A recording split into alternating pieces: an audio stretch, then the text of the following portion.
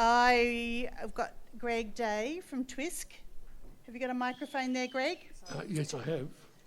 So, when you've answered candidates, can you pass the microphone to the next candidate? We'll start off with Josh. So what we're doing here, candidates, is we've got 10 impertinent questions that we'd like you to answer in just a couple of words, and we're going to get you all to each answer the same question.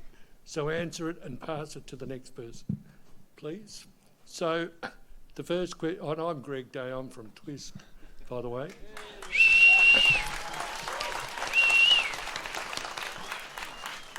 Yeah, thanks for that. So candidates, what was the last loaf of bread you purchased and how much did it cost? Yeah. Snappy. I purchased some bagels and they were a few dollars each, yeah. This morning I bought my children Cheesy Mite Scrolls and they're about $2 each, I think. I bought my wife gluten-free bread and it cost $10.99. Yeah. Okay, so starting again with Josh. When cooking at home, what is your signature dish? I make a good vegan falafel and also good vegan souvlaki. Homemade pita as well. It's a bit of a party trick, yeah.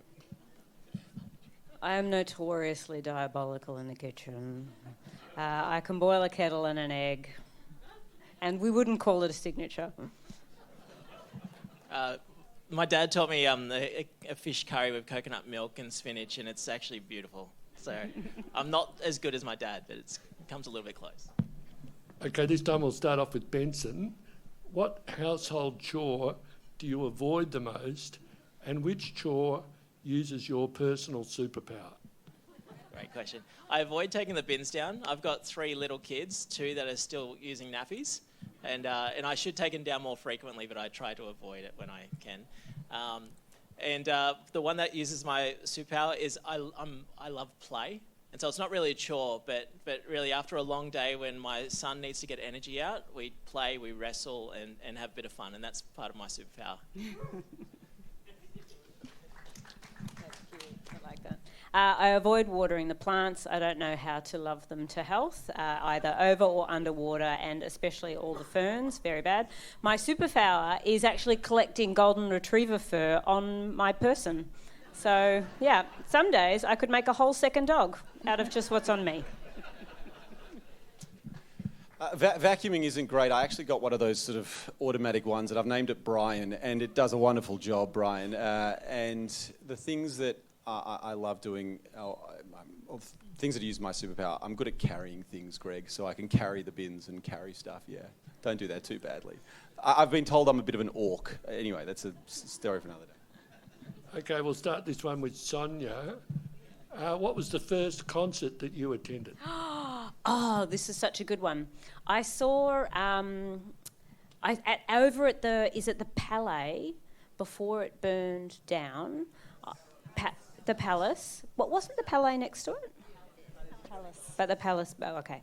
I went and saw Dinosaur Jr. Thank you. And I'm pretty sure there was a driver's license with a little bit of liquid paper on it. Okay, Benson. I was actually in grade 3. I grew up in country New South Wales, and there's this thing called the Crocker Stedford, and it was bringing together all Aboriginal bands. And on the back of a flatbed truck, Yothu Indie played. Yeah, it comes with a bit of cred. I can't beat that one. That's pretty good. The first concert for my 18th birthday, my friends bought me tickets to Michael Franti and Spearhead at the Prince of Wales. So he played 3 hours acoustic guitar and absolutely was rocked at that night. Yeah, it's pretty good. That's fantastic. So, Josh, what was your dream job when you were in primary school? I wanted to play basketball in the NBA, and I very quickly realised I was not going to play basketball in the NBA. Yeah. I think I probably wanted to be a minister because my dad preached in church. So could we say I wanted to be a minister? Benson? That was two. That was mine as well, but very similar. Yeah, but the other one was play rugby for the Wallabies, and I played a bit of schoolboy, did tour of New Zealand, and played against South Africa and Japan. But I stopped growing at the age of 18, and everyone got bigger than me. Okay, now, Josh, what was the last book you read? Great question. It was called the exact name. I'm having a complete blank, but it was a story about a father and a son, and it was in God's Day, I think it was called, Greg. It was sort of a journey of a father's life, and yeah, it was a pretty powerful book. Yeah. So partly read, partly audio booked Techno-Feudalism by Yanis Varoufakis, which is quite a tome. Yeah, and like a sign of the terrible times that we're in. Am I right? So yeah. Again, 3 kids under 5. It was, yeah. Well, there was a bluey one but the one that comes to mind is it was a story about how our God gives everyone gifts, and it's around finding what your gift is by testing and trying things, and actually challenging yourself and being courageous. Okay, now I've run out of time, so this is my last question. Do you still carry cash? No, I haven't carried cash for a while. No, just tap on the phone, Greg.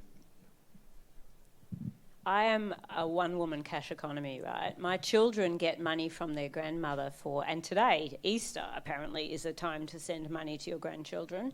And so I am the person that takes the cash and then puts the money in the bank account. So you should rob me after the show, yeah. I don't carry cash too often, but we're trying to teach my daughter how to save at the moment, and this came from my work in microfinance, the best way to teach good saving habits is to have a glass jar and for them to put coins into it, because it's physical, it's visual, and it's an automatic kind of hit of endorphin when you can fill it up. Okay, well, that's all Thanks, from me, Greg. so Well thank done, you Greg. for your tolerance. Well, that was fun.